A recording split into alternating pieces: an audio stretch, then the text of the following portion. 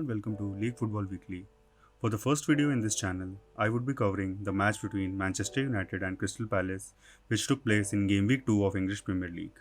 Crystal Palace ended up winning 3-1 as Townsend opened the scoring in the first 10 minutes and Zaha scoring a brace in the last 15, and Donny van de Beek scored for Manchester United on his Premier League debut. Looking at the formations, Ole went with a 4-2-3-1 approach. Manchester United back four consisted of Luke Shaw and Fosu Mensah as full-backs, while Maguire and Lindelof occupied the centre-back positions. Pogba, alongside McTominay, occupied the CDM position, while Bruno Fernandes held the attacking midfielder position. The front three consisted of Martial as striker, while Rashford and James occupied the winger positions. Now looking at Palace's formation, Roy Hodgson decided to play a simple 4-4-2 approach, with Mitchell and Ward taking the fullback positions while Kouyaté and Sakho were centre-backs. McCarthy and MacArthur were the middlemen in the midfield four, while Schlupp and Townsend were the wide midfielders. Zaha and Ayew were the out-and-out strikers in the 4-4-2 formation of Crystal Palace. Palace sat deep inside their own half because of their 4-4-2 formation, and it was hard to get through the middle, so United decided to go through the wings to create some chances. United tried to use the wings in two different methods. In the first method, as shown in the illustration, when Luke Shaw had the ball, Rashford would move further along outside to take Ward with him, which would create space between Sakho and Ward. Now Luke Shaw could easily play the ball to the free-roam Bruno Fernandes, who could make a run outside and create a chance for rounded or a lobbed cross. In the second method, as shown in the illustration, when Shaw had the ball, Rashford would move wide and take Ward with him.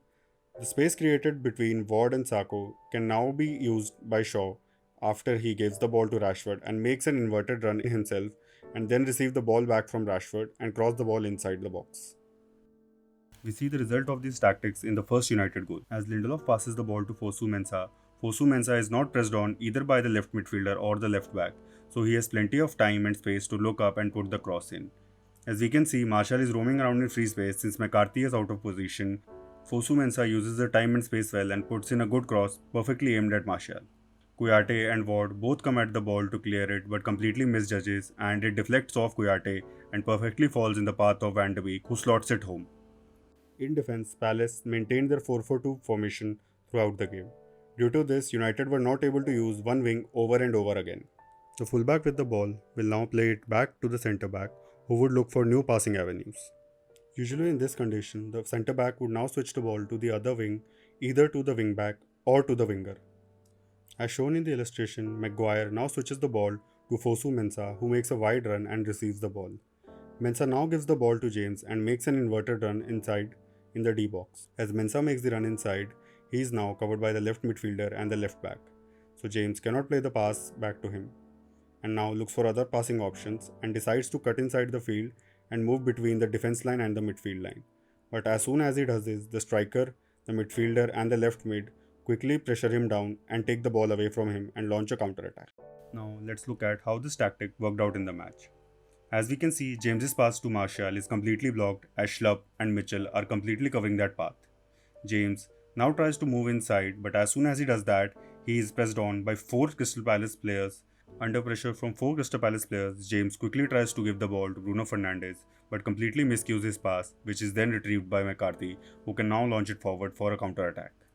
Again in this example, we see that James is quickly being pressed by three Crystal Palace players as soon as he tries to cut inside the midfield and defense line of Crystal Palace. In order to keep possession of the ball, James turns back and gives the ball to Pogba and moves into his right wing position. Pogba, now with the ball, notices that since MacArthur was pressing James, he has left a big gap between the strike and midfield of Crystal Palace. Pogba quickly tries to pass the ball to Bruno, who seems to be moving into this empty area left behind by MacArthur, but McCarthy is alert and intercepts the ball.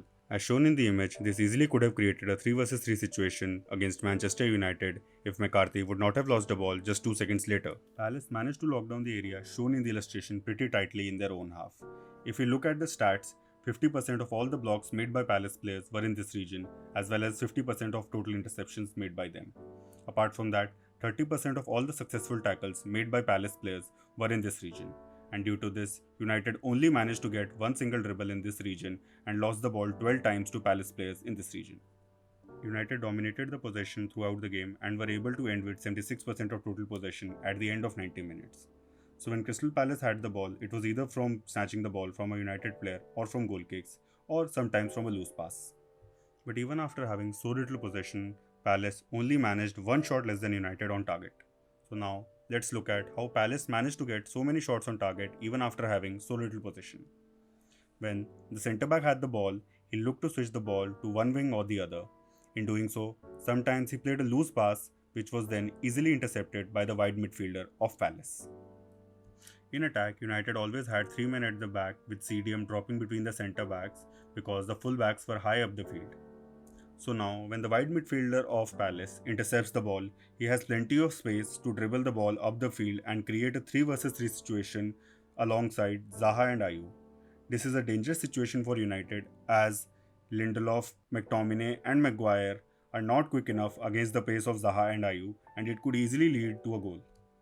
Now let's take a look at some examples. In this image, we can see Zaha putting pressure on Maguire since he has the ball. As Zaha closes him down, Maguire quickly passes the ball to Shaw, who is wide on the left wing, but the ball is intercepted by Townsend since Maguire was not able to put the required weight on the pass due to the pressure from Zaha. Townsend, with so much open space ahead of him, dribbles the ball upfield, creating a 2 vs 2 with Zaha and Ayew versus Lindelof and Maguire, with McTominay and Pogba trying to close them down. In this example, we can see that Rashford has run out of space as Townsend is closing him down and Ward is closely marking Shaw. Rashford goes back to Maguire, who can now explore his passing options and relieve some pressure on the left-hand side. Maguire's passing option to Pogba is closed as Zaha and Ayew's cover shadow is completely marking him. Maguire then decides to play a lofted ball to Fosu Mensah on the far right, but the ball is not good enough as it is intercepted by Schlupp on the way. As soon as Schlupp intercepts the ball, Zaha and Ayew start making their forward runs, with Schlupp also bringing the ball upfield.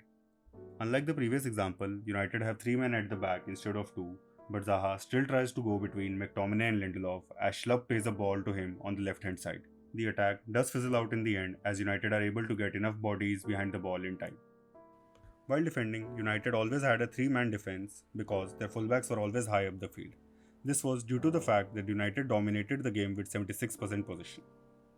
So now, when the Palace midfielder intercepts the ball and creates a 3 vs 3 situation, United have 3 at the back and 1 midfielder following the 3 attackers of Crystal Palace. While in this 3 vs 3 situation, United defenders did not commit due to the fear of being dribbled past, and that would create a 3 vs 2 situation which would lead to a certain goal. Instead of committing into a tackle, the Man United defenders tracked back along with the Crystal Palace players and waited for the CDM to cover the ground and create the one-man advantage and quickly take the ball from the Crystal Palace players. McTominay did this quite often in the match as he made 6 tackles in his own half and won 5 of them, diffusing the attacks created by Crystal Palace players.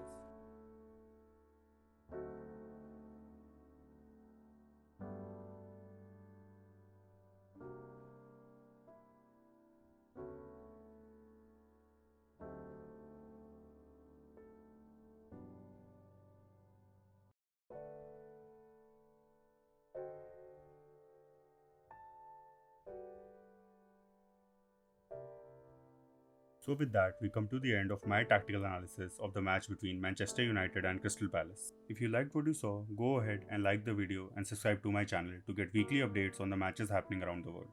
Also, if you think I missed any other tactic in the match, then please mention it in the comment section.